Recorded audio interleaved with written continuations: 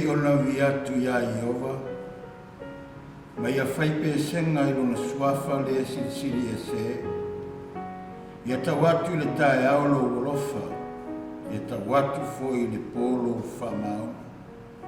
Le lau pese se fulu ona manoa, ma le nā peri, ma le leo le kitara. A wā o e whawhiawhia mai I a tiau, I lau ngā luenga I o vai, o ki a langa whiawhia ona mea ua whaia e o au. O salamo o le auna le tua o Tavita,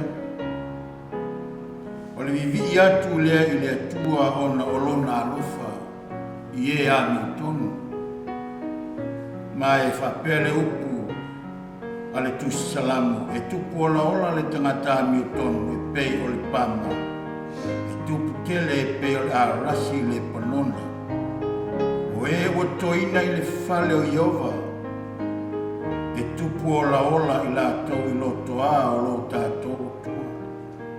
A o ina usina, la to te fua mai pe lava, e manu losi malau ola ola I la tau, ina ia I loai o Iova e tonu ia. O upu ia whalai au ale au na le tua, o tu sia mata te tele I tonu o tu ispa ia e whātupu manatu, ma whātupu la ngona I le whānau ale atua. Mai avea foi lea ma whawhelo inga, I lau sunga I le Taitai au, pasta ala moana, uiri papu, ma le wharatua, ai maise le no whaara. E uilawa ina ua loa le soifua ma le au Taitai o le atua. Ai vi ia le atua no lo maua pea lo ua malosi. Au ala ngā nuenga le atua o whiriwhiria ma wala uinai o ua. O le nei, ia anga le yatu le atua I lau sunga ma le wharatua. Whatalo whatu foi le au tustusi, pasta pari, ia feta masipau ma le wharatua. Ia ilo tātou tali tamunga o le ese inei le au le atua. Ona lona alofa e whaasoa mai pēr, o le tatalo, ia whaafua lolo o soifua le atua wana na ngā nuenga. Whawhera ia tufoi I le teo oloa, pasta uitua langi ma le wharatua. O iai foi le sui ma ngā nuenga ma ua whapeo na toe, a ngā ia tua I New Zealand, ia whamalo ngā rurue. Whaaftei le atua la na tausinga I o ua soifua, ia whamanuia le atua. Ai maise Taitai tanga ruenga uma, o le ngā ruenga, a le atua I tua fia o le lorangi. Le au whai ngā ruenga whaifi au, a o toi ina, ma le mamalu o le kalesia, whaafero I atu I le suafa manu malo le atua. Tātou taro le atua e tātou maua, Sapati o whaamanuianga, e ala le whaasoa mai le atua I tātou, I la nā fionga le tusipaia, lo mātou te mai o le langi. O mātou iai nei tū la paia ma le mamalu o lo Sapati le rii. La mātou whaalongolongo a e feta lai mai ala le tusipaia. Na mātou te talo le atua le nganga paia na te memori. Fina ngalo ma wha moe o lo nguso se tafa le lorangi. Ai maise nisi la tau te maua le awa noa e whaalongolongo ai. Ina ia mātou I loa atiri. Le I unga ma le temi ua lata mai. Ma le awala e hao na mātou whaia e whaatalitali atua I ate oe lo mātou te mātou. Na mātou te talo lea malolenga, whamuia le whaafonga lomu. So soani lau mea whai ngā ruenga mo le tae au ni. Ono lo suafa Yesu. Amen.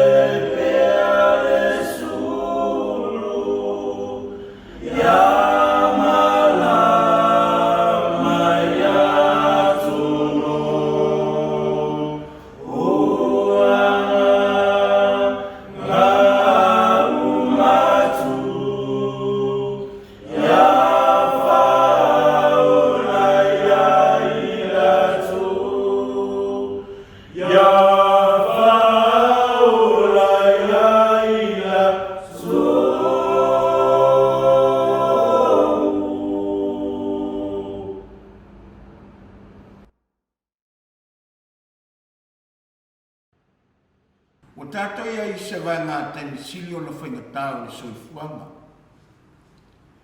Mai leo te nā male laina. E ui lama lai mea uma i au tātu e le whaamai o so ai le lalolani atoa. Wa o mai fu i Samoa. Mai o winga ia wa popole ai le tangata mātua tu vale ai. Mai fōringa mai ua le ai si wha moe moe o whememe ai le tangata. Peitai o oe o te mna e tau ia te oe ma fia whaso atu. O loo iai le tusipo ia. Whamtalanga uma e au mai e le atua. Ina ia ave ai tātou. O ni tangata e soifua ma le mana lama le rei. E au noa lava ma le whaate ia pe au mai mea ua lewa na wano ia le tusipa ia. Mai halana popole le tangata o mea sa le manatu e o mai. O mea foi sa lei loa e o mai. Pe ilau na whetalai Iesu le taimi o le alu. Ese Iesu mo le son whetalai Iesu whape au le ato tuwale o tō roto. Ai whātua tua i le atua. Whātua tua mai fo i a te au. E te le menu no whai le mauta o loto maa. Le mafuanga na wheme mea i anta ngata.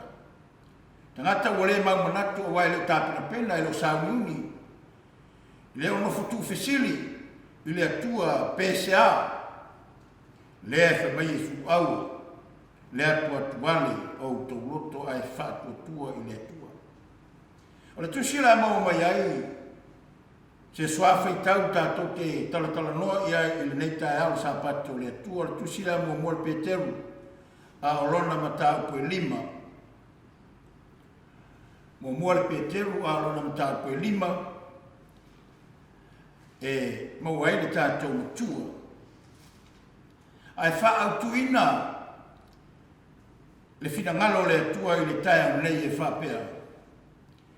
Ia tuina atu, ia tu uma ia Iesu, o mafitianga, lo si la fia e ia mea uma. O manatu nae wha au au ia ili neitai au. O a mea uma lo e mafatia ai, mapupole ai, la uo o Iesu waratani. Ave iai, tu uma iai, mea uma na e te mafatia ai. E le ai se mea nā te leo si la fia, nā te iloa mea uma. Mai leo lete, o le whamatalanga le mumol pe teru o lanu tāpu e lima, a o lona whai upe fitu e whapelo na whai tuina.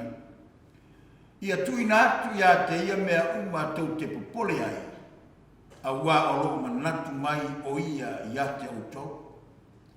O se whamatalanga tā ua tele, a se whamatalanga e mauti no. E leo se whamatalanga na rafata e tae alunga, rona au maima.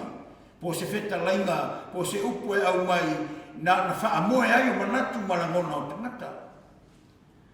A o upu wa au mai a mai le fatu o le apostolo, a wa ua ia manino ma malama ia i la lama fitanga, ma Iesu a so i fua le li faola i lo langa le nei, na ia ma ai fo ia. Le ala ua ia tau tala i whapea, ia tuina atu ia te ia, mea uma tau te pole ai, a wā o loo manatu mai o ia te auto. O le tā ua ia o le isfua i tau lea.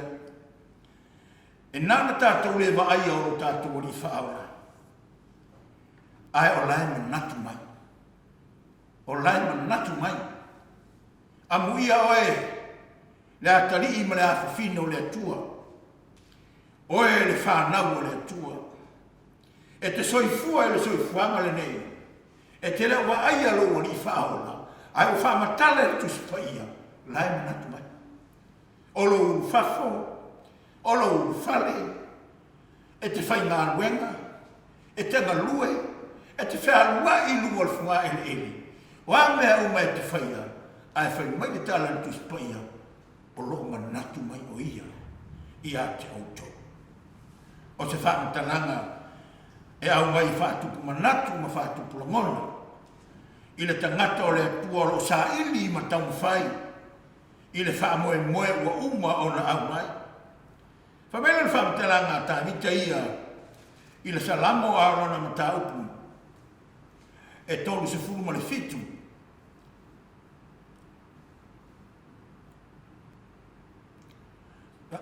Ia tui na atu. Salamo ala na tau koe. Tolu su fitu ala na fo pelima. Ia e tui na atu lo wala ia Iowa. Ma e whātua tua ia keia. O na whaia lava lea e ia. O fisosani mai le awauna lea tua o tarita. E lango ina le whaamatalanga le awauna lea tua o Petero, ina ia e tu inatu lo wala. Ia Iowa, le itiofa mai le poto Solomon, le whata autola na tā koe tolu. E whapea le whaituina. Mai e mana tua o ia o wala uma. O na whātongu ina ai le e ia lava au wala. Ma whaangana e alaina le popole le tangata. E le atu atuani. Aisea, na te iloa le lei le mawhitanga e te tau whai, ma le atua, o le tui ai mea uma.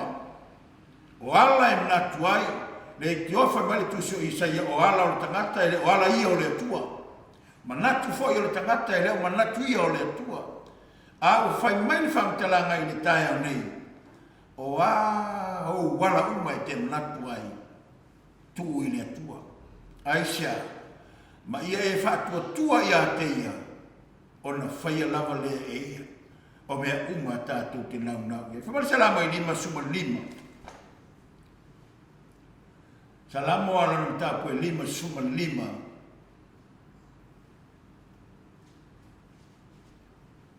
Ia tuina atu ia i ovo o mea e te popole vale ai. O ia lava na te tausia oe. E ia le se mau whaamtalanga al tūspaia. Mai tuina atu le tua mea e te popole lai manatu mai. Ai whamai tāwita i le tusiran tātou whaitawina mo tua wala i le tua. Mai whātua tua i ai, o na whaia le tua. Ai whamari salamo le 5:5 foi poe lua. Ia tuina atu ia i ovo o mea e te popole vale ai. E ala na popole vale le tangata, o popole ale vale, ona i le aise wha moi. I le tari tonu lai so i fua le atua. E ave i ai mea uma. Na te sila fia e le atua mea uma. Mai la oia lama na te tausia oe. Mana ia i o le tala le tusipa ia. Pe a fua e te manino le lei lau ua mafutanga malu tamala i le lani. Ia po lau atua. Le hale me te popole vale aitu i le atua. Ai whai mai le tala le, awuna le atua. O ia na te tausia oe. Na te le tu una e wha mau le a mi tonu ia wha nga e tia. Ma ia le tua a ia whai mea tonu, a mi tonu. Ma ia na te le tu ua e wha mau le a mi tonu e le ia wha nga e tia. A o oe le tua e te la whai lalo i la tau i le tō e whanoai o tangata o toto 5, ma e pe pelo, la to te le o il tau tuluanga o la to aso, a oa, o te whātua tua lava i ato ai. O puia e whaalau tele ai, ma whaamatala ai le whaamatalanga le tuispa ia, aua le popole, o la so i fua le atua. Whamai le whaamatalanga le tuispa ia na te tausia oe e whaavavau. Whamai le whaamatalanga le tuiso Filipi, a olona foi upu e wha, o lea foi tauina le upu e wha, ono ma le fitu. Ia au tō ori i le li aua le aunoa. O te toe whai atu ia au tō ori. Ia i lolo o tō anga malu e tangata umalama. Ua lata mailili. Le kale sia so fitu Samoa tutotasi. O le tangata o le tua e le popole vale. O le tangata fu e le tua e le popole. Ai fai mai le whamutalanga a le apostolo ia. I lana tusi le kale sia Filipi. Vai i autou ori le li ahua le amoa. O a whaafita uni ma whaingatā. Fatia tā mai o soifuanga ma leo langa nei. Whai mai ale tāla la apostolo ia se ori le rii. A wale au noa. O te toi whai atu whai ia o tō ori. Ia I lolo o tō wanga malua e te ngata umalama. Ua lata mai le rii. O I lea e whaamatala mai ai. E le apostolo Upolu. Le winga e te tau na susu atu le atari ma le awhawhina o le atua. Ia I loa ai le lalolangi uma. Se e moni altara inga e ka le sia sui sa motu to tas. Se vai e loi winga. E loi o lato winga. E loi a lato wa mio. E anga malu, e alofa, e fiso swani, le tasi. Mai lole o tala tu España. Aua nei pole o tou I se me tasi. A ia whailo atua o tou manao I mea umalawa I le atua. I le tatalo. Ma whaatonga, a toa ma le whaawhitai. O le manuia fo I mai le atua. O lo siri lava I mea uma, e manatu I ai. E leo ina ai o tō loto, a toa mo o tō mawhawhau, I a te riso I Esu. E le eise isi awala e tauna tātou whaia. Whai mai le poto solo mo nau le loto fia. E leo le popoli. A le loto fia e fai mawai na awa ngā le e whamai tā vita I lan tuspaia e tu puola ola le whanau le atua o e o te toina I loto a o le atua e tu puola ola e le popole e o mai mea o le olanga ma le soifuanga o lewa na lātou manino I e pauna mea o le lātou whaia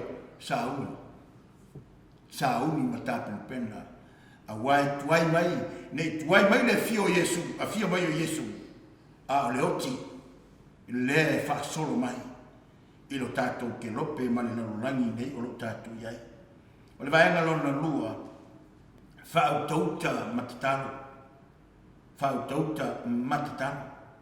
luka o lona matau poe lo tasi o lo iai se whaamtelanga tā ua lava mo tatou ina ia avea ai tatou matangata tatou te ilole ona soifua maola I lunga le whunga ele. Ia o tau, nei whamawhaina o tau loto, ma le whaniniva, ma le o nā, ma le popole I mea a le o langa nei, nei whafua sei mai le aso I a te auto. Fa mai le whamtelanga a le whomai ia o luka, vai awa nei whamawhaina o tau loto. Ma le whaniniva, me le ta ole o nā whaaleanganga. E sila mai a o lai ona, e lotu a o lai o nailea, o nai mea o leo langa. Ma popole ai le loto, I mea o leo langa. Ai whaimeni tala tuspa ia awa, nei whafua sei mai le aso I a te auto. Awa e pia se mai leo no mai ai, Ienu nofu uma lava I le whungai ele uma. O lea I o tau mātala ai matatalo.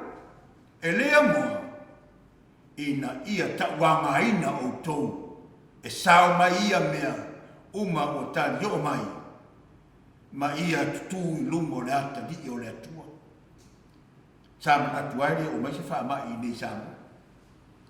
A o lea o tau sifutasi tangata I o ta o la vea. Pe tai e whawhetai le tua. O lea lava la o toi te tala nei, te tala I le so. Ia sa, mawawau. Ai whamai tala tuspa ia lea, mo tātou I le tai ala nei, ina ia tauanga ina o tō, e sao mai ia mea, uma o tali o mai ia tutu I lumo le atali I o le tua. Whawhetai le tua I na puipuinga, I lana whanau. Ele ngata o atu mau, ia whapena fui samo nei, lea o tātou iai, I taimi wi ngā, ma whainga tāo leo langa, ia mali soifuanga le nei tātou te iai. Whamaila le tusi o mungua te Sauniga, e 5, ia rona foi upu e ono, o lea aua nei tātou mo moe ai, whapei o isi, a ia tātou mātala, ma ua whautauta. Whametala tuspa ia lea, o le mele o le o nā ma le whaniniwa i nolo langa nei, lea ia se senga ma le tangata lai moe. Ai whametala la apostolo i Paulo le Kalesia i te saloni au le moe. Aua ni tātou moe whape o isi, ai a tātou mātala ma whautauta, ua lata mai le li. Ai se aua whautuina ai, tātou. Mai leo whamtalanga ni, mo mora te Salonia alon tau pue, e lima fo pue wha ma lima. A o tau le au soe, tau te le o i le pō yuri. Ia maua mai ai o tau e le nāso, pe o se oi. O tangata o le malama lama o tau umalama. Ma tangata o le au, tātou te le o i le pō yuri. Le ala le whamenta la tuspa ia aua tau te mumoe. Le anga eo tātou ni tangata o le pō yuri. O tangata o le malama lama o si la fia mea uma. Ma e ua ala ngā tatau. O na tātou tā perpena. Sao ni umi. Fe au mga luenga uma e mawhai na tātou whaia. Mai le poto o Solomona. Mea uma e te loa whai loa. Wai le aise mawhau. E le aise inoa. E le aise poto i le tunga mau. Le ala le whamenta le tuspai o tangata o le malama lama o tō uma lama. Ma tangata o le au. Tātou te le o le pō yuri.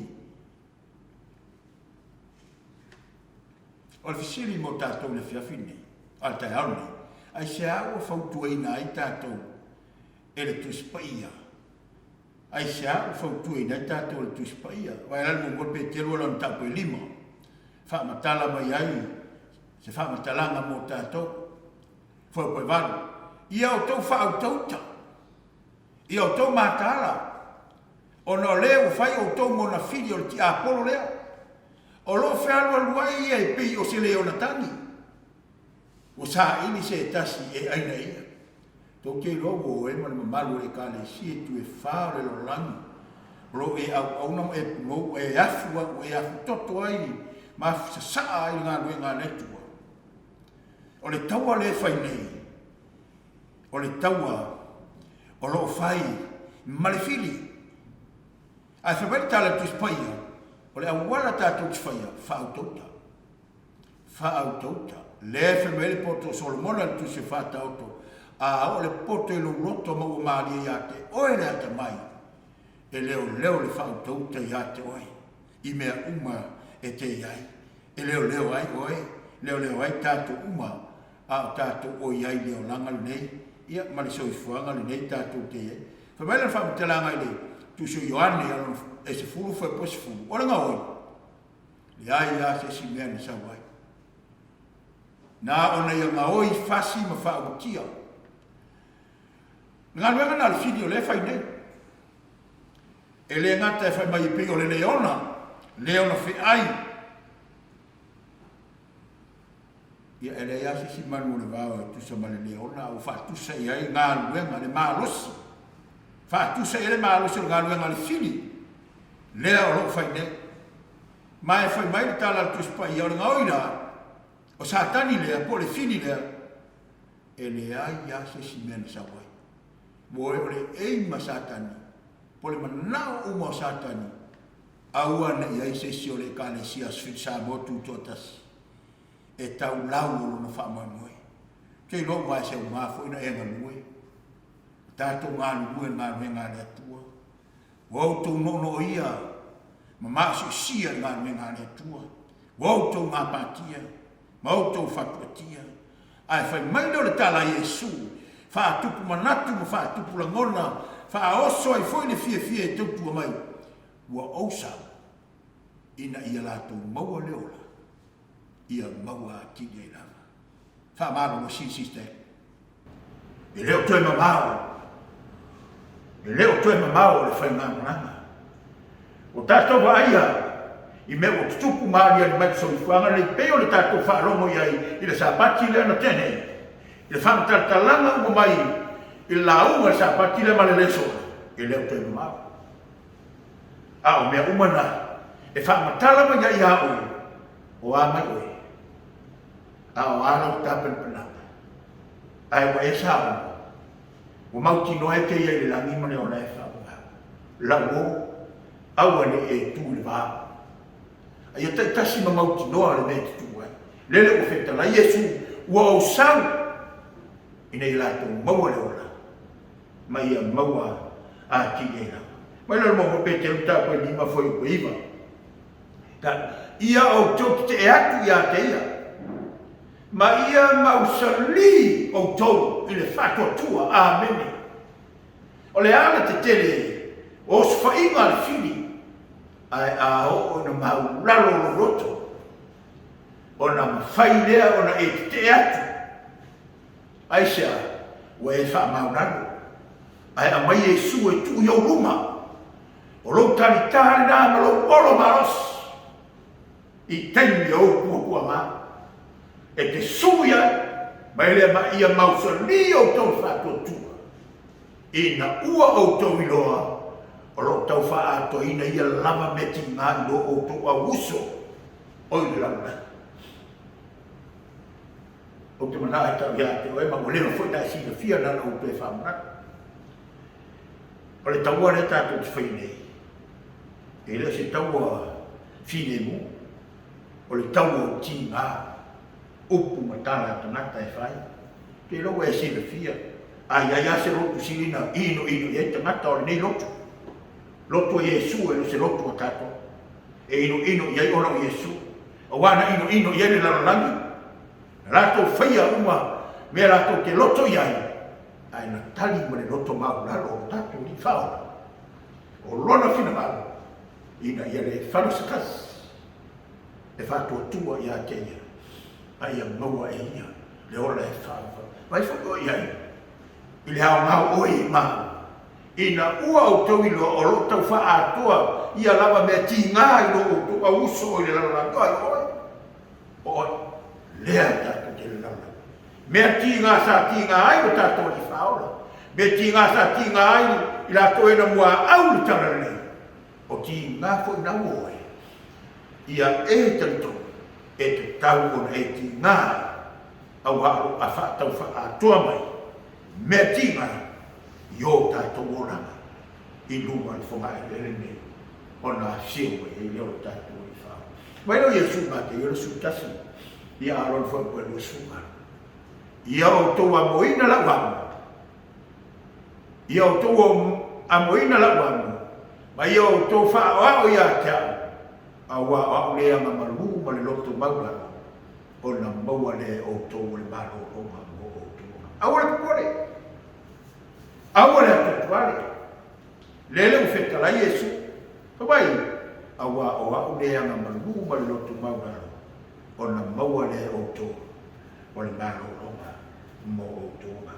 Pai mare tu iso Filipi, e whāna whaku e suto, o ke mawhaia mea ua, i le wha mā losi mai, o ke riso i a kia. Aua le pore, tuhina mea uma mea tua, o au mawtianga, o halo, le halo manamia, e tani Iesu i o mana oka. Ia le tala nai tala i e lua e fia whautala ina e whau mai, le sona i le tae au nei. Whai le māma e ngā tui manua, ma le māli e toa i tutuira i manua. O le a, to e fwoi mai ni malanga māli e toa, whapele o le tala le tui manua. I lana tu la whare, mai se awa, whai ma awa oso, o le whai ngā mananga. O fiu le tui manua e whatari, ia la lava e pisi pula whare tau sua se awa, ma le saua pula whare, e le ngata e taita eile, le ata o le awa, ia e ngau.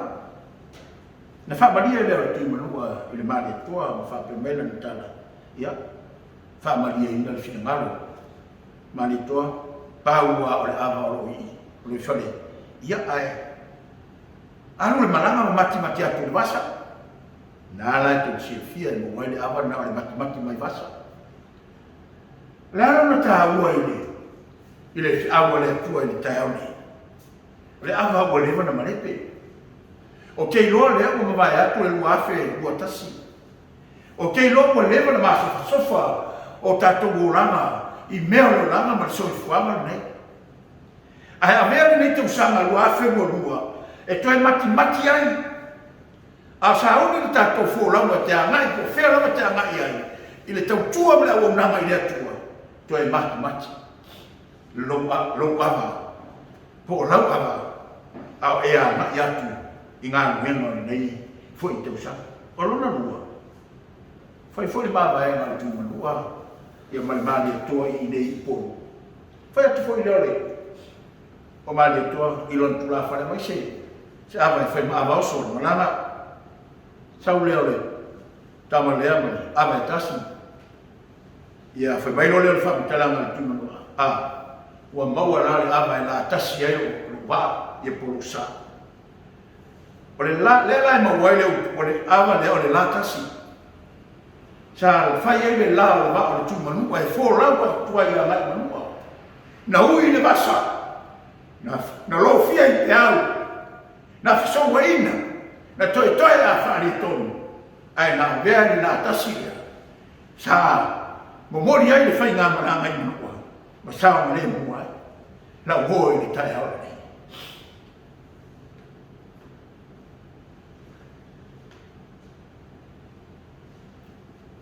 O loo i hai le latas. E te fō rau ai le luafe mua. Le latas i nā le tui korkota, sa tui korkota. Le sa tamu. E whai man lao sa i le luafe mua. Na whamanua i nai le whaola. Le alo e tō tasi o le tua. Aisha. O le fina ngalo alofo o le tua i nei le whanastasi. Ai, ua i le lani, manona e whawa. Aua e te pore. Ua iai le la tasi ua whai e le tua. Le sa tau e sufa i ei tana tauma. Na manua ai ma masoe ai le alo le tua. Le whai ai le ama mumua. Mati. Aisha, ua masoe le alo le tua. I lugo le sa tau. Tuto tasi as Fitu Samoa. Ono oe, malau toa lua, malau whana. Ina ia tatu i le nani, ma le ola e whawa, wa saunia i le tua, mō tatu. Tuina atu i le tua, mea uma e te mawhatia ai, a waro i si le fia, mea uma, lo mātou tamai a o i lani. Mātou whaafitai le tua i whaatatu. Whaafitai foi lo wao a o mai, a so ino mato sa mo mato vai o langa mo so fa. To ia male pe lepe ma so sofa. Fa fetai de fa tano to mati ai o mato polanga. To ti matai pema. Io mato polanga ma le tau tu e fa ia to. Ina i tau a mai na mato. Ia sawa i me umana. Ma ia mato mo le fa mo i le langa pa lo le fa. Fa fetai de tau langa. Na whaia Iesu Keriso, ua vea nā maua la mātou ki su whaia tui ai, mātou ke le popole ai se metas, ai tuina ati a te ia meua, a wāro ia manatu mai ai mātou. Manuia le Taitai au Pastor Willi, whare tua ma le no whaaro, le komiti lai titi, le mamalu o le kane si au la ufi le larolangi atua, ia manuia mātou. Amen.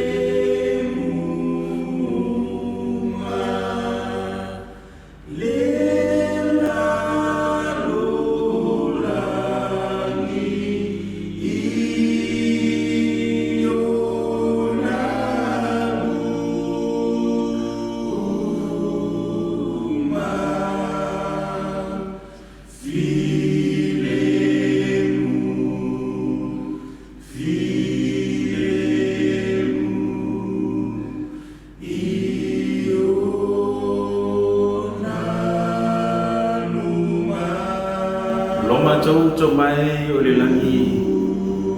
E mongole ni taya o lo sapati lo macau batu le ingai la mo fiu.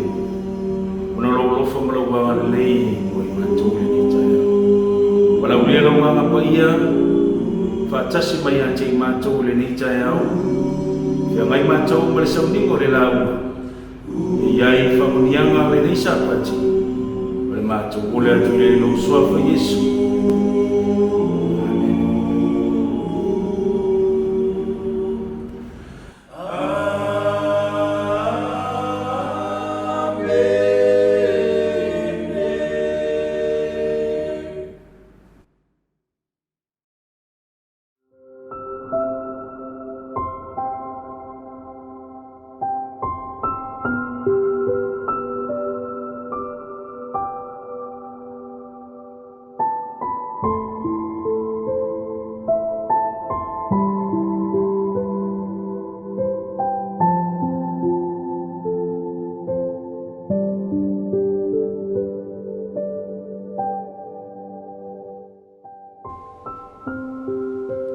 Minera tātou taulanga mas furuai.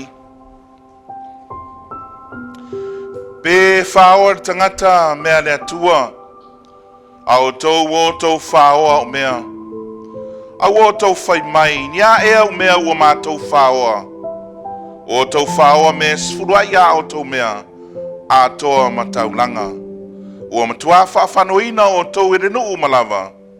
Au wā o tau whaoa o mea.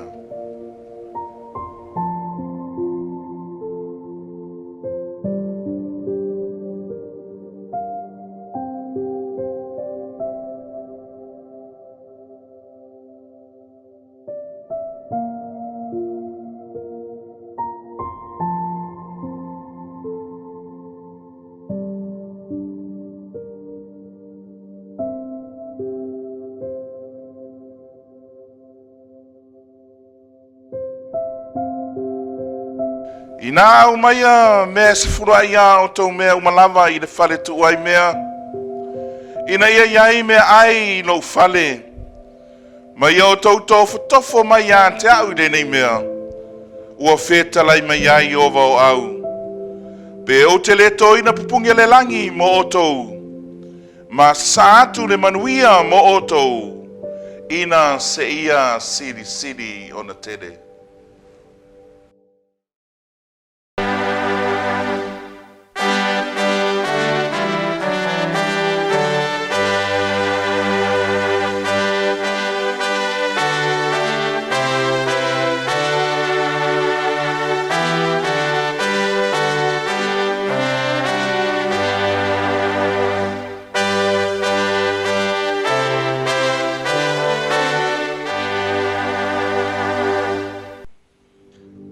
Lo mātou ta mai o le langi e via lava oe le atua e whaavavau lava. A wā sata ape ro nuu ma tofu tangata malana Sa'e. Sa'e Fepuari o lātou a ao le taui wa umana e fola ina.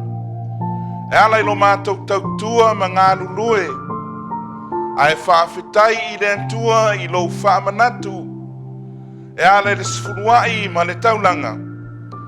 Le tupe ma le tamau ainga na e taui whaadiani o mātou ainga.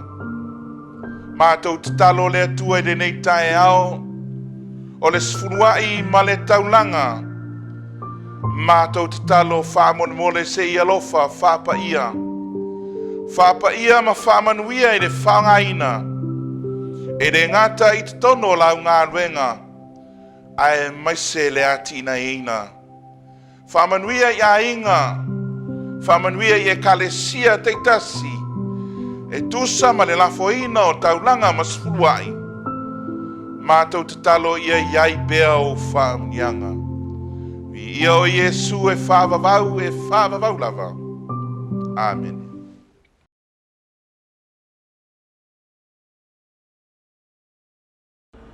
Na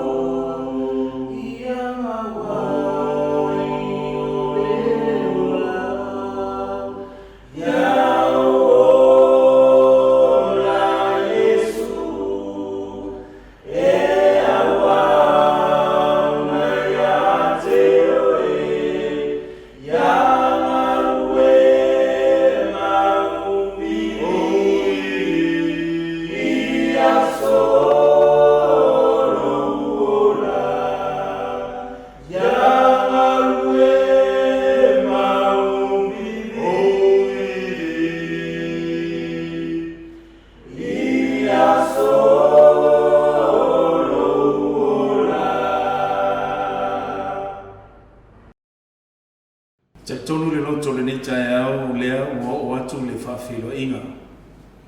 Le ngata fo I lea o le au whaatalofa isi o tātou Taitai au o sui o komiti o Taitai o Matagaluega. Ai le ngata fo I lea o le lolo o le tātou ekalesia ua mwhai ona mai mo mai le nei tai au. E o wholofo ma whaatalofa atu ai I le suafa manu malo o le tātou matai. E tātou te awe pēr le vi inga ia te ia. O na olona tausinga I lunga ia te I tātou. A whaina mai le pelu o le atua I le ni tai au. O le tātou mau au tū I le tai au le nei e mau mai le tusi o matai o. A olona mtau poe fitu. A matai le tātou whaitau le whai upoe luas furu mal whaa. Se ia whaangata I le whai upoe luas furu mal fitu. Le tusi o matai o. A olona matau poe fitu. Whai upoe luas furu mal whaa. Se ia whaangata le whai upoe luas furu mal fitu. O leo whaitau wina le a whionga pa ia le atua. O le nei. Ai se whaalongo ia upu nei. Ma whaia e ia. O te whaatusaina o ia I le tangata poto. Ua na whaia lo na whale I lunga o le papa. O na tō mai lea o wanga. Ua o mai foi ta whenga. Ua angi mai foi o matangi. Ua pesi mai I lea whale. Ai lei pa ulama. Awa o whaawaina I lunga o le papa. Whai upe luasipuru ma le onu. Ai se whaalongo foi ia o upunei. Ai le whai. E whaatusaina o ia I le tangata valea. Nana whai alo na whale I lunga o le one one. O na tō mai lea o wanga. Ua o mai foi I tā whenga. Ua angi mai foi o matani. Ua pesi mai I lea whale. Ua pesi mai I lea whale. Ona pa ua I lea. Ua nuti palaina lava.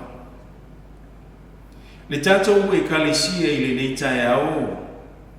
E talitonu le noto ma le anganga o si tala ua maasani ai le tātou whaalongo. Le tala e whaatatau ni ta maa si to olua. O loo ia I le Lauga o loo whaatinoina. O le whaia lea o la whale. E pita I le tai au le nei ai tātou te le ia ngai atu I te tono o le tātou Lauga. E iai ni fesili e te tau ona e fesili e te tau foi ona o fesili le tai au le nei. O le fesili mua e whapea. What can we learn from these two men in the story? O le ani le sona tāua e mawhai ona tātou maua mai I tamaia e tōlua. Le fesili lona lua e whapea. What made them different from each other? O le ani vaenga e ese mai ai le isi tama I le tasi tama. Le fesili lona lua le nā I le tai au le nei, ma le fesili muli. Whapea I o lona whaitawina. What spiritual emphasis can we take from the story for the last battle we are fighting against Satan? O lea se lui tau whaaleanganga. E ala mai I le tala, I le tai au le nei e mawhai o na tātou whaongaina. A wale taua muli masatani. O na whautuina I lea o le whiau I le tai au le nei, le tātou e kalesia I le autu. Ua na o Yesu o le tātou whaavai mausali. Ua na o Yesu o le tātou whaavai mausali. Only Jesus is our solid foundation. Only Jesus is our solid foundation.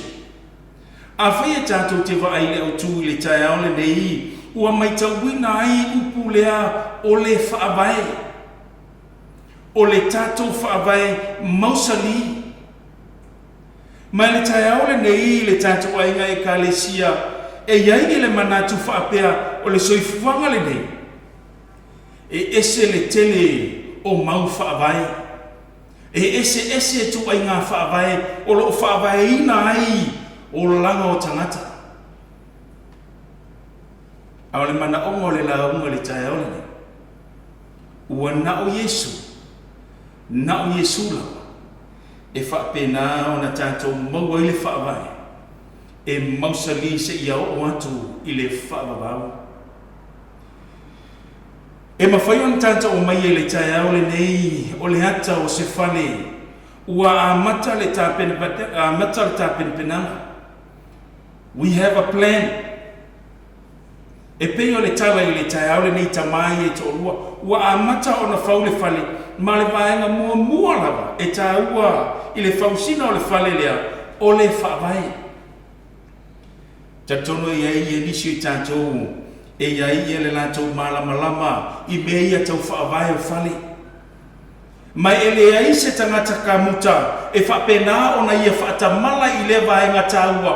O le vaenga le e whapena o na amoina le mamafa o le whale atoa.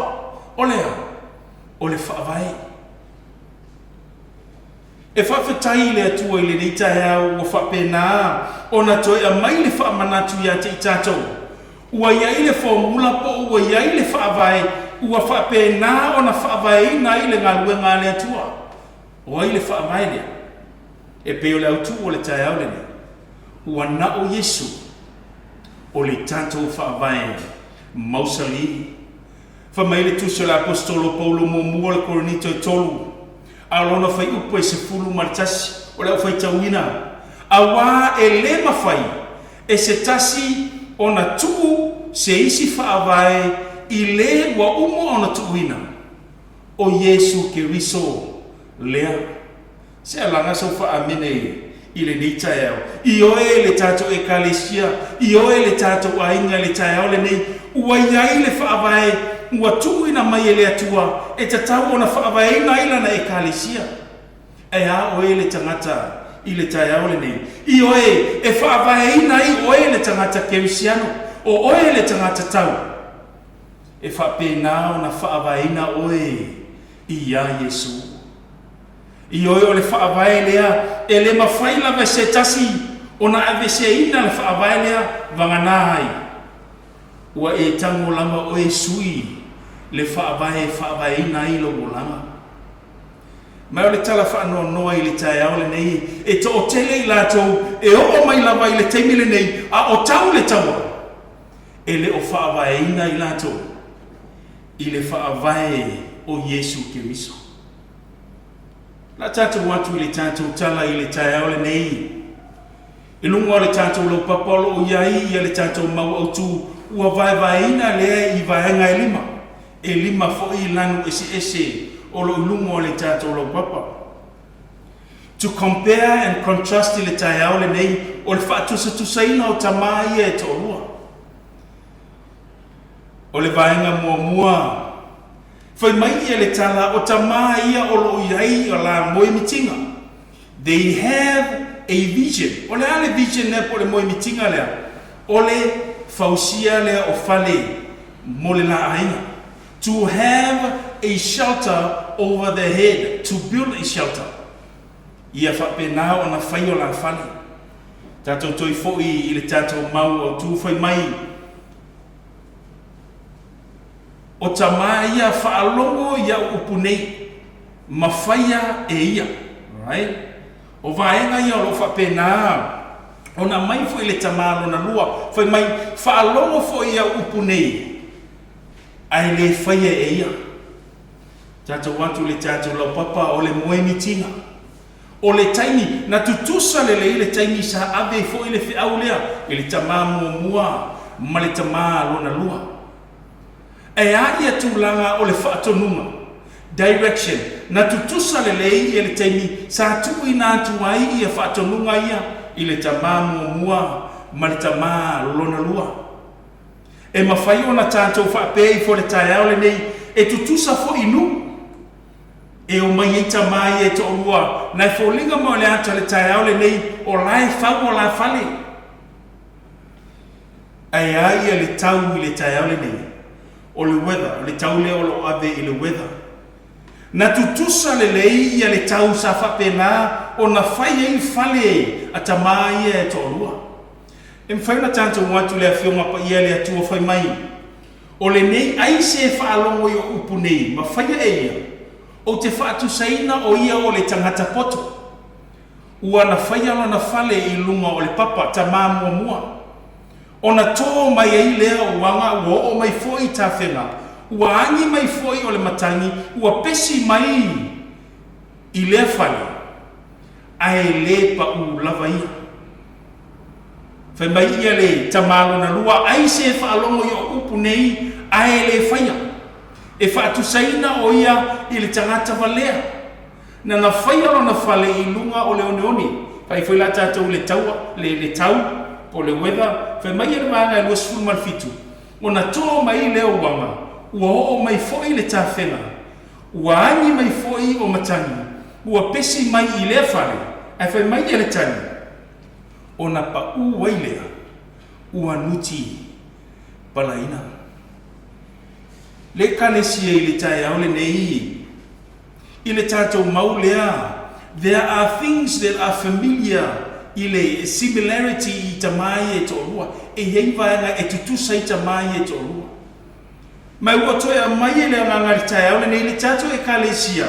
O le atua e whaamanuia mai ate i tātou e le whaapito. Ai ei ia conditions o ai ei ngā. I tūlanga o whaamanianga le atua. Ai ei nisi o lātou e whaavavau whaamanianga le atua. Ai ei nisi o lātou. E ei le teimi e mutai. Excuse me. O le fasili ai se ha. Wai. O le fasili le tai au le urumore tātou lo popo wha mai. What made the difference between the two men? Ua tātou loe le tala le tai au le nei, e iei vaenga e tutusa ai i tamai e tōrua. A iei vaenga tāua, na whapena o na le pa u ai le whale a lesi tama. Ai pa u manuti palaina le whale a lesi fo i tama. Whai mai ele fisili, what made the difference between the two men? O lo lungo le tātou lo papa i le whi au tāhua i le tai au le nei whai mai. O le ese esenga o tamai e tolu. O le la filifilinga. I le tu ainga whaavai. E whaavai ina i o la whale. Se alanga sa tātou whaamene. Le tātou e ka le sia le tātou ainga i le tai au le nei. I oe. O le esenga le o tamai e tolua, ona o le la filifilinga. I le tu ainga whaavae, e whaavae ina ai le la ai. E whaavae ina ai le tama, e whaavae ina ai le tina, e whaavae ina ai le ainga atoa. O le filifilinga o le tangata ese le tāua, o lau filifilinga i le nei tai au. Whaamata o le tai au le nei le tātou ainga e kalesia, o lau filifilinga le amatanga o le nei tausanga, lua afe lua sfuru male lua, ia whaavae o tātou ainga i lunga o le atua. Le papa mausali, le whaavae mausali o Yesu ke riso lea. Whai mai e le lua Samuel o lua sfuru male lua, alona whai pai wha sfuru male wha, o lau whai tawina. O lo o soifua i owa, ia whaafetai foi i lo papa, ia vi ia le atua, o le papa o lo whaaulatanga, se alanga sa tau whaameni. I oe, o le whaavae lea, e tatau, o na whaavae ina ai, o tātou ainga. Whai mai e le tusio Isaia e luas fulmare valono, whai pes fulmare ono, o le nei, o lo whaapea o na whetalai mai le li o le atua. Whaauta o te tui nātu i siona le maatu li manu tāua. O le whaavae ua mau. O le whaatuatua ia te ia e le popole lava ia. O i se ia langa so whaamene le ni tae au. I oe, whai mai e le tusio Isaia. Le mtau pa sifuru male ono, whai mai a whaavae ina oe ia Yesu Keriso fai mai e le ai senea e te popole ai lava i le soifuanga le nei se alanga sa tau whaamine i le tae le nei i oe o le fesili o le ale amataina o le nei tau sanga whaamata o le ale tu ai ngā whaavae ua amatai le nei tau sanga o le naunau ta inga ia whaavae i le tātou i le papa o le papa lea o Yesu Keriso fai mai o le whaatuatua i ai e le popole lava ia tutono le tala o lo iai ia le iunga o tātou filfilinga ma ua tātou iloi le tala i le taiao le nei o tamai ta o lua ia na ave i le atua ia titles e tusa i mala filfilinga mai fui la le tātou e kalesia le taiao le nei o lau filfilinga e whaatinoina o le a whapena o na ia i le iunga fai mai o le tamā mua ua whaingoina o le tamā poto o le tangata poto e whaulo na whale ilunga o le papa i le ngangana whaperitania he is a wise man ai fai mai ia le tuspa ia le tangata rona lua fai mai o le tamā foilea o le tangata valea o le tamā valea fai mai ua ia fili o lau whainunga o lau decision your choice e faula na fale ilunga le one fai mai le ngana whaperitania he is a foolish man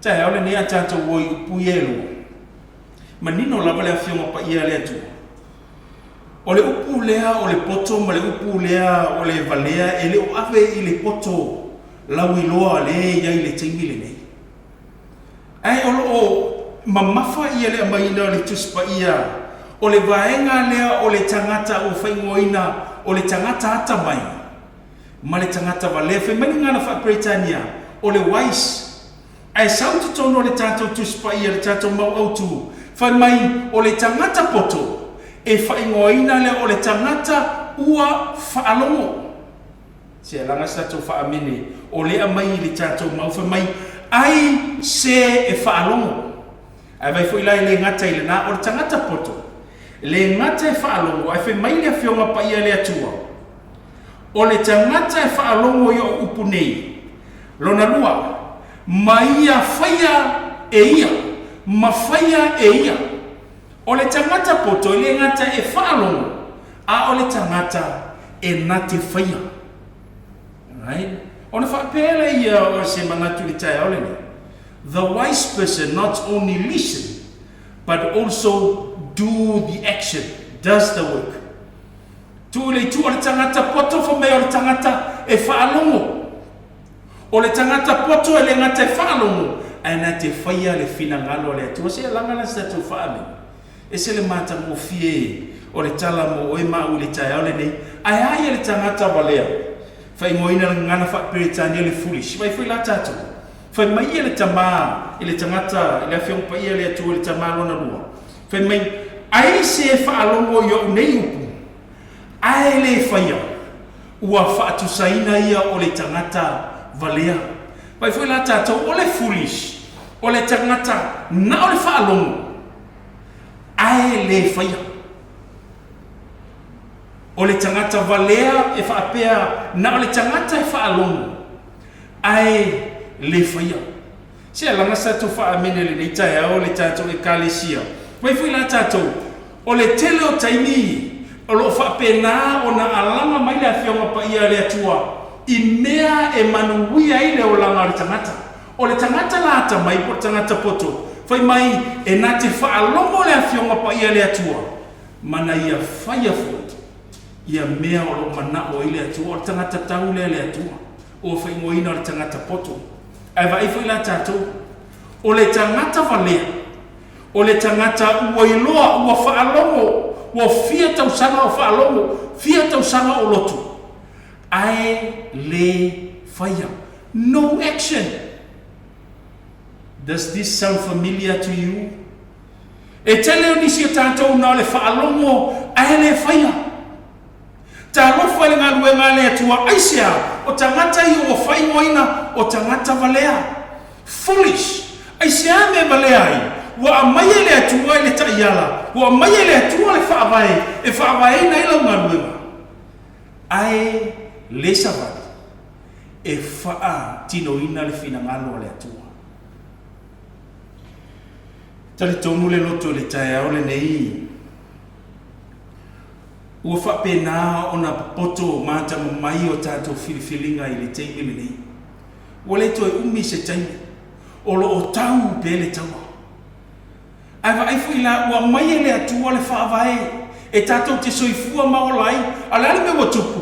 Ua sui e isi le whaavae. Watu ina mai le atua. Tātou atu tusile tu nome tolu sifuru ma le lua o le whaiupe wha. O le papa. E sao lava lana ngaruenga. Awa e tonu o na ala umalava. O le atua wha mauni. E le o nya te ia se ami o le tonu. O le ami o tonu ma le ami o sao. Lava ia. Vai foi la tata o le afionga na.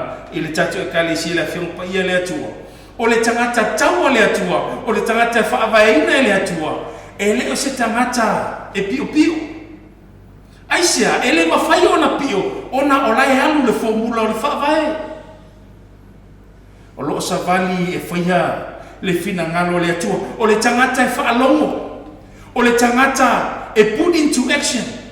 Ua to o tele I tātou I le vai teimi le nei. Na le whaalongo whaali manatu. And nothing. Le ise mea o whaatinuine I te tono o ngaruenga le atua. Ele o le alofa ea. Le nei mea ua whai te tono le ngaruenga le atua. E le tuainga si o so manga e whapena o na mai le atua le whaavae mausali. I te tono le awhionga pa ia le atua le tala ua tātou whaitawina. E tusai ma le tau o le ai e tau ai ia tamai e to rua le whausiina o la whana. Na tutusa le lei. Whai mai ia le awhionga pa ia le atua whai mai ua tō mai wanga. Ua o mai tā whenga. Ua hangi mai le matangi. Le ngana whaperetania, rain, flood and wind. A tu whaatasi le lua lea. They form what you call today hurricane. O le awha. A tu e lai sisi tu. O le tau lea ua whawhengai matamai e tō rua. Ua hangi mai le awha. O I fo ua tātou loa. Le tu ainga whaavae ua whaavaina ai. O langa o tamai e tō rua. Whamele vaenga nai pito I lalo. It is hurricane season. Every day up until today. I oe le tātou e kalesia. O lo o sau pele a wha I aso uma. O aso uma lava. O lo o sau ele a wha. O le a wha le anga ina ile ngā lunga ngā le atua. Au le a wha le. E tofo ina e lo whaatuatua. Vai fui la tātou te tono le tala. E ia le vaenga le nungo le tātou lo papa whai mai. It is hurricane season now. I oe, o lo o tau le taua. O lo o angi mai le wha. Whai mai ia le ngana whaperetani e nungo le tātou lo papa. We do not know how strong the two houses were. Whai mai, e tātou tele I loa le toa I ngā mālosi. Na malosi ei fale ia e lua o tamai until it was hit by the hurricane. Se ia o la vele teimi ua taia I le wha. O ina tātou I loa. Le e se senga o whaavae na whaavaina I fale a tamai e tō lua. Whai mai o lesi fale na tū mau. E taia le wha ai tū pea. Le tangata o whaavaina I le whionga pa ia le atua. O tangata o whaavaina ia Yesu. E sau le wha e tai ai, e le taitai minoi. O le tangata, e wha atua ma talitonu I le atua. Ai whai mai ia le whai unga o le whaupunga. It is the same with life. We will only see the true you when you are hit with difficulties in life. I oe le tātou e kalesia I le taiao le nei. Whatu ai loa lava le tu ainga tangata, e te tangata ai. I le temi e tai ai oe e wha. E iei le tangata e tai ai le wha, ala e tū mai lava. E iei tangata a tai ai le wha, ua solomuli, O le fasili o le hale e se sema. O la whaavai. O le whaavai. E whaavai ina ile o langa o le tangata tau o le atua. O le isi ua whaavai i lunga o ana ia laka mea o mea o le seifuanga le nei au lesi. O lo whaavai i lunga ia Yesu ke viso. E le tātou au fia, le tātou a inga i le tai au le nei. O le mana onga mo i tātou ma le whiau le launga le tai au le nei. Ia a vea le lua a whelua sfuma le lua. O se whaavai e whaavai i lunga ia Yesu ke viso. Aisea, le ise mea te pole ai. A whaavai mea le lalolangi whai mai e pala. A e maua ke viso. E whaavavau whaamanianga le atua mo oi maa. Whai mai le mua sa mo e lua o lona whai upu e lua. Lau whai tawina le awhionga pa ia le atua. E le ai se pa ia e tusa mai owa. Awa wa le ai se tasi wana o oe. E le ai fo'i se papa e tusa ma lo tātou atua se alanga tātou whaamene. I oe le tātou ainga i le tae au le nei. O le papa lea o le atua. E ta tau o na whaavai nai oe mau a o tau le taua. Le taua masatani. E le mawhai o na tātou waru e se mai le whaavai mausalilea. I oe. E le ilewa nei atuna umatu le tātou vai asu santi talo. O le taua muli muli. O ila tau e te toe. Masatani. Le o tātou loa le e tau le taua. Ai vai foi la tātou le tai au le ni. E se le tāua o le whaavai. E whaavai ina i lo loto. Ma lo mafufau. E se le tāua o le tangata. E whaavai ina i le o langa o le tangata tau. I oe. Awane i peiu tātou o le tamaa. Na faula na fale i lunga o le one oni. Ai sea o le tamaa e mana e whai ngō fie mea uma. E o mai le teimine nei. E whai ngō fie o na eli. They like simple, easy things in life. Shortcuts. Nei te tono ngā ruenga le atua. There is no shortcut. I oe o le wha maoni lava i le ngā ruenga le atua. E mawhai o na umi le tātou wha maoni le ona o le wha vae. E toi fo'i lava i le whaavai. Le tātou a inga le neitai. I e whapena o na whaavai. O logo langa, o tātou a inga. O tātou e ka le sia tātou tanga ruenga, tātou ngā ruenga. Whaavai i ia Yesu ke viso. I e whaftai le atua i le neitala māta o fie o se tala o tele ona tātou whaalonga wai. Ai tele le sona e whapena o na toi lui tauina i tātou. A wale tātou au aunanga. Mo le atua. Whai mai e le autu o le launga i le tai haoleni. Wana o Yesu o le tātou whaavai. Mausali. Wana o Yesu o le tātou whaavai mausali. Only Jesus is our solid foundation. Only Jesus is our solid foundation. I oe le tātou ainga e kalesia le ni tai au. Wana o Yesu lava. E mawhai ona whaolaina i tātou. Wana o Yesu lava. E mawhai ona mausali ai. Wana o Yesu lava. Le whaavai ua mai e le atua. E whaapena ona tātou tutu ai.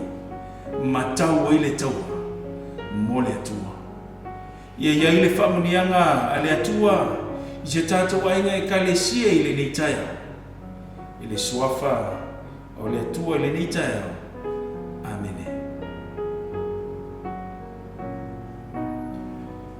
Lo matauta mai o le langi.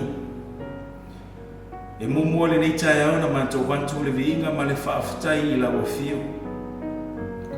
A mai ai e le ngaluanga o le tangata O na mātou whata atu le ilu mō la wafia e te whesosoni mai a te i mātou. I whapia nā o na mātou whaia le whiliwhili ngā sao le nei taia. E mātou te whiliwhili i le amatanga o le nei tausanga. E whaavaeina i mātou i a Yesu Kirisu.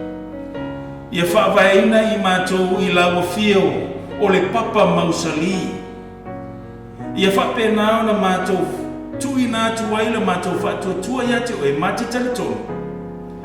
E le aise mea e mātou te pupole ai. Le nei tai au, whamangalo mai ati i mātou pe a whai, ua se le whaavai ua amatani ai le nei tausanga. So soani la wafio ia whape nā, o na mātou sta ia mātou whaalongo, ma mātou whaia lo whina ngalo. Le tele o taimu ia mātou whaalongo ai le whaia. Ua whaile ma whamanatu ia te mātou. I le nei tae au, i le mea tupu le tangata na le whaalongo ai le whaia. Mātou te whia manuia i le nei tae au o le mātou tamā. Ia vei mātou o i lātou e whaalongo e teo o mātou loto. Ai silisili lea, ia mātou whaia lo whina ngana. Ai leo mātou loto i le nei tae au. Whamanui e sio mātou ngaluewa. Whamangalo mai a te i mātou. O le mātou wole atu i le ilo suafa Yesu. Amen.